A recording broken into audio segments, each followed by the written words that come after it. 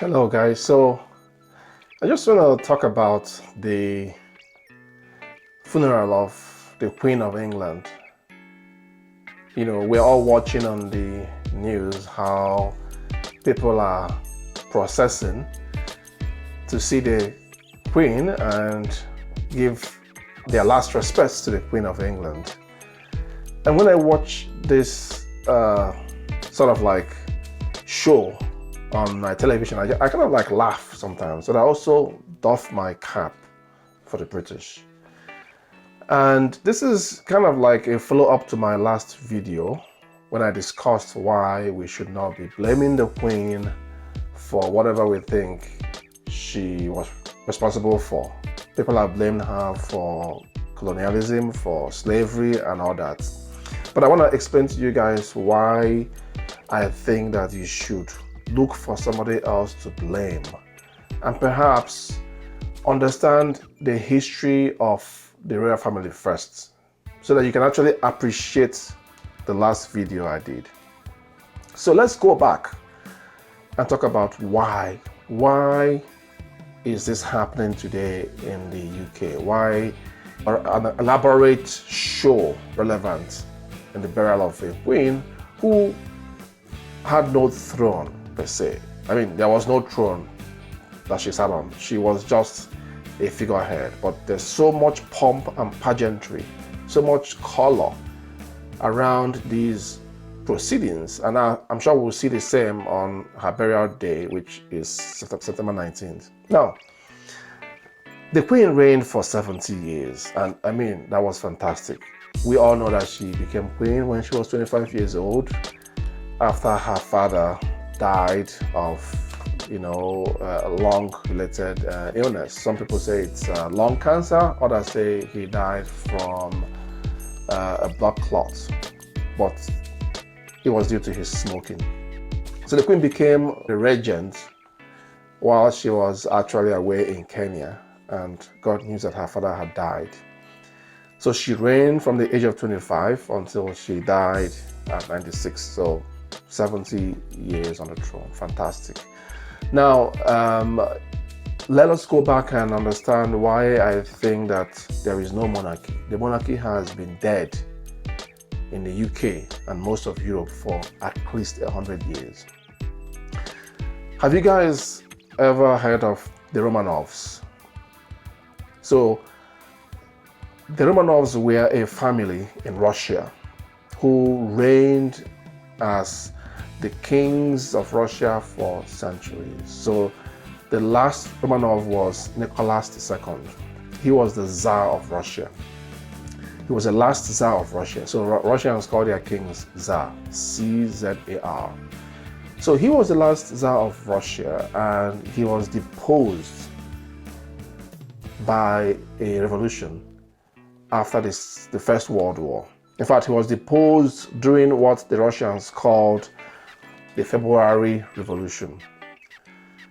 So by March 1917, the Russians were fed up with the monarchy. They had a revolution and they all marched to the palace of the king, and the king was deposed. Okay? But what is significant is that Nicholas II was a cousin of George V. Now, it was so bad that when Nicholas was about to be deposed, the British government knew this was happening. Now, let me tell you why Nicholas was deposed. In the First World War, which raged between 1914 to 1918, the Russians lost many people. The Russians had more casualties than anybody else.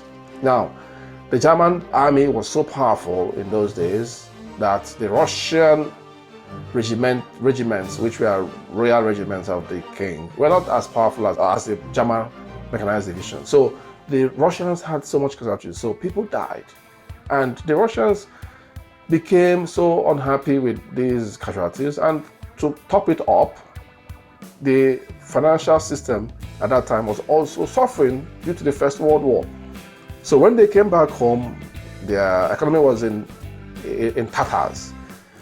There was unemployment, there was no food to eat. So the Russians said, look, we can't take this anymore. And the former king, or the Tsar, was also quite, ill-tempered. He would just sometimes dissolve the parliament in Russia. So they said enough is enough. And they marched to the palace and deposed the king. But what makes it worse is that the British government was aware that this was going to happen. And the Romanovs, Nicholas II, reached out to his cousin, George V, who was the king of England at that time, and said, please, let me come to England to seek asylum. Do you know what happened? The British government advised the King of England, George V, to say no, because they felt that if George V harbored the Tsar of Russia, that it will spread revolutionary spirit to the United Kingdom, and they might also want to depose the King of England. So George V refused to help his cousin. He just ignored him. And so the Russian king, his wife, and his children were slaughtered. They were gunned down by revolutionaries. They were taken to a room in the palace and they were all shot dead.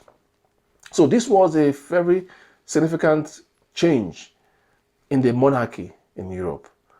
For the first time, a huge empire, a huge monarchy like the Romanovs was destroyed.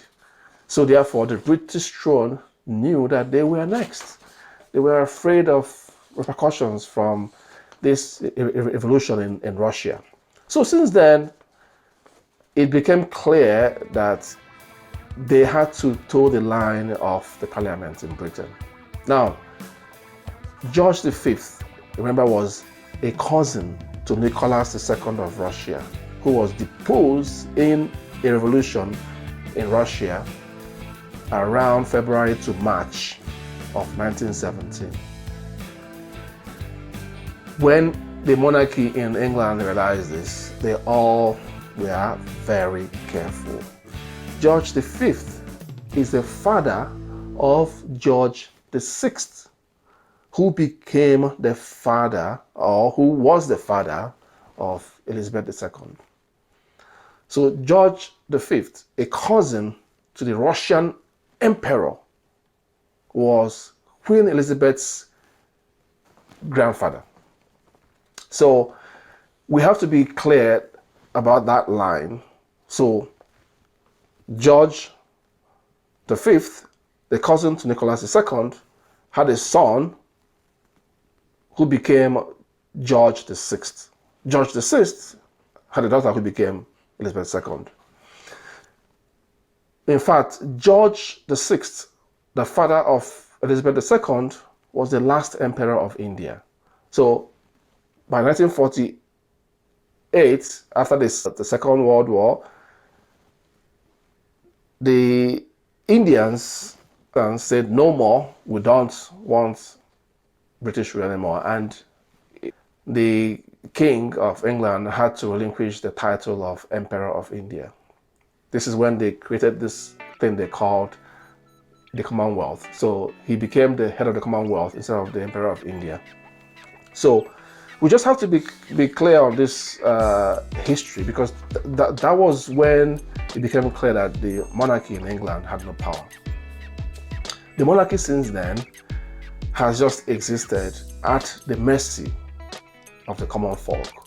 And by this I mean the PM of England and the House of Commons. So if the House of Commons says this has to be done, they pass it on to the Prime Minister. The Prime Minister says to the King or the Queen, this is what the people want. The Queen or the King has to comply. Gone are the days when the King or the Queen could say, off with your head. No.